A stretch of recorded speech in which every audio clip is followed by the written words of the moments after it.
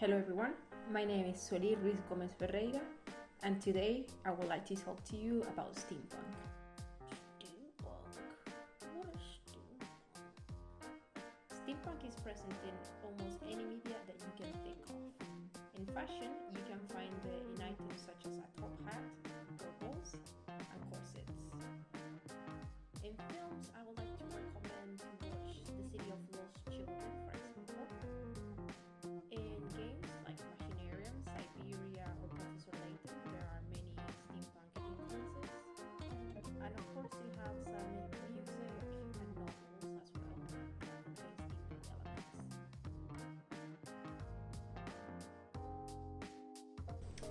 So, what are some of the visual elements that make steampunk so recognizable? Some of the visual elements that make steampunk recognizable are the presence of trains, railways, cars, or methods of transportation that came to be in the 19th century, the presence of certain materials, in particular metals such as iron, brass, and steel, certain fashion accessories, as I mentioned earlier, and also the presence of robots or automatons. Okay, but what is steampunk? First, let's dissect the word.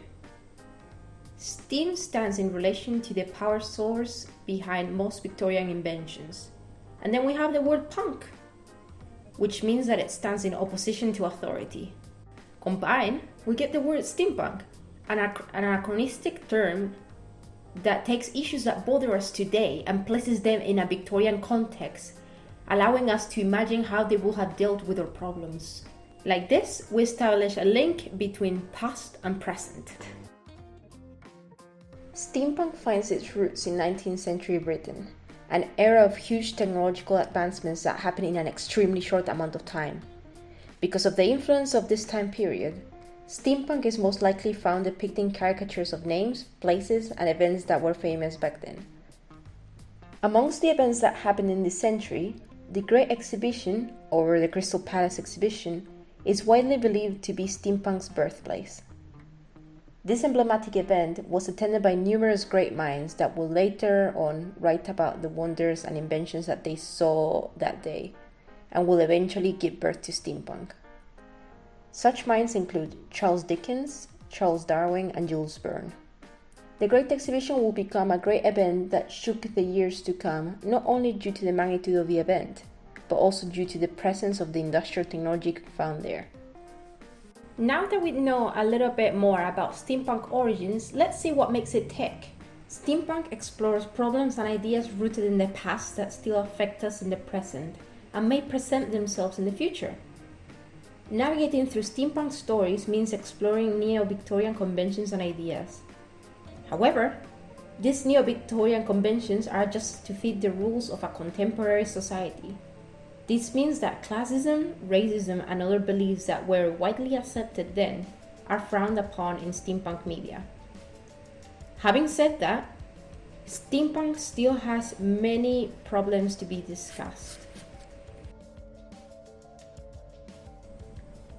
Some of the main worries in a steampunk society are the overcrowding of cities that had to be expanded upon to retain more people that will move out of rural environments, the increasing presence of machines which could threaten traditional job positions, something that many people are worrying about currently, the lack or absence of human rights at the workplace, as the factory owners and city leaders are more concerned with increasing their own profit at the expense of the lower social classes, economic collapse born out of the imbalance of wealth, and a generalized fear of machines and the change that they brought. As it is seen in the Victorian era, in steampunk stories, the social structure is the following. We have the top of the pyramid, which is formed by the upper class, the introduction of the middle class, and then at the bottom laid the lower class. The upper class was formed of royals, landowners, officers, lords, and wealthy men. They had the most power. The middle class, a new presence of the Victorian era, that was also translated into steampunk novels. It includes the bourgeoisie, merchants, and skilled men in a profession, and they had power over the lower class, but not quite as much as the upper class.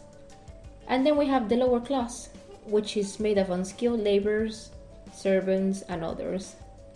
They often found themselves at the mercy of the higher social classes, and they had little to say about the hierarchy of the world.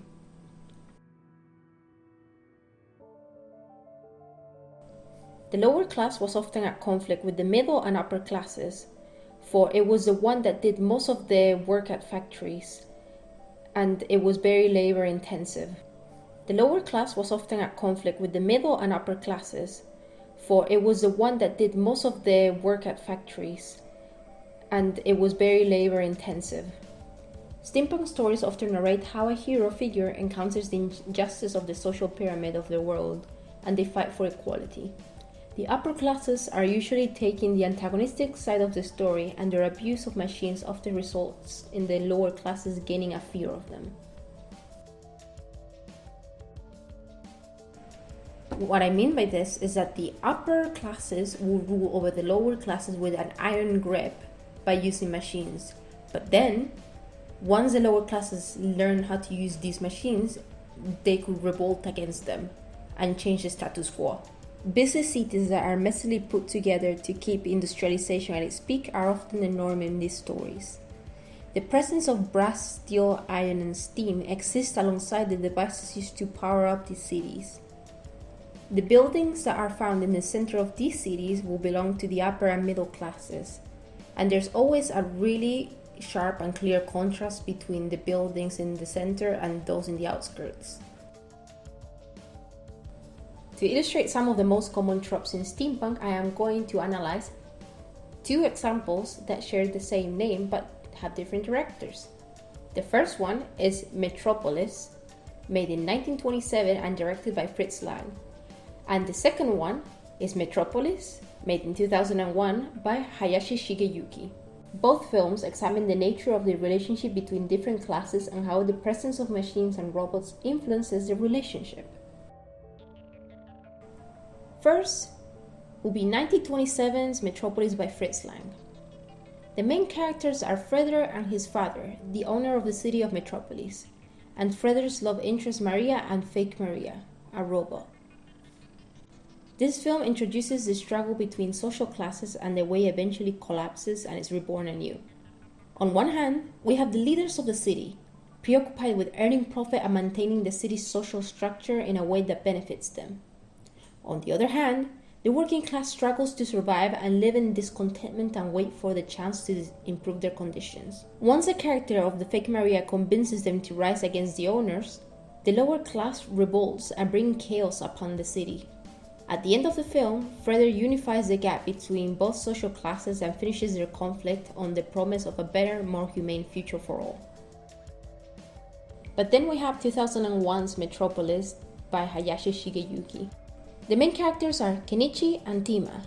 Kenichi being a normal boy and Tima a robot, a creation of the owner of the city and main villain, Duke Red. This film continues the legacy presented by its predecessor, but introduces the idea of robots being a character in this narrative. Being under the same social structure as Fritz Lang's Metropolis, this film allows machines to be the judge of human nature through the character of Tima. She, who is inexperienced and new to the world, is ultimately the best judge of human nature, and she sees the duality of humans for the first time and with no precedent. The film ended with Tima's death and the destruction of Metropolis. Still, there is a positive note to the unfortunate events that took place in this story. After the fall of the city, humans and robots embrace each other and start rebuilding the city from scratch, making a promise for a better future. Both the original and animated Metropolis share many similarities. The struggle of the classes that eventually come to self-destruction of a society that is ruled by plutocracy being the most important one. Both films explore plutocracies and the way the lower social classes end up rising against the upper classes. One of the main reasons behind the proletariat rising against the higher classes is the newly found power in machines. That same empowerment is what makes the upper class more powerful, but as the lower class grasps its power, that illusion of power fades away. Steampunk heroes often fight for equality between conflicting social classes and attempt to stop conflict before it escalates. Their resolution methods often make use of technologies available to them, which means that they are often proficient in their use, nature, or making. Like so, machines are repurposed as tools of peacemaking and not conflict as used by the other parties in the conflict. Steampunk antagonists use machines to have a grasp on the social structure of the society of the world that they live in, using the potential of machines to exert fear in the masses and manufacturing technophobia to remain in power. Steampunk is born out of the Victorian conceptions of what the future would be like, based on the technology that was around them, and was later repurposed with the aim of addressing common issues in our society that worry us presently. Steampunk teaches us the gears of society. Machines are repurposed by humans in ways in which, depending on the user, they serve a righteous or evil purpose. Also, technophobia exists due to humans recognizing the potential lying in machines. This results in the rising fear of its misuse. Technology as such is neither good or evil, and the figure of the hero exists to bring heart to the unfeeling nature of machines. Having reached the end, I hope that you find steampunk as exciting as I do. And if you have any questions, well, feel free to ask me now. Bye!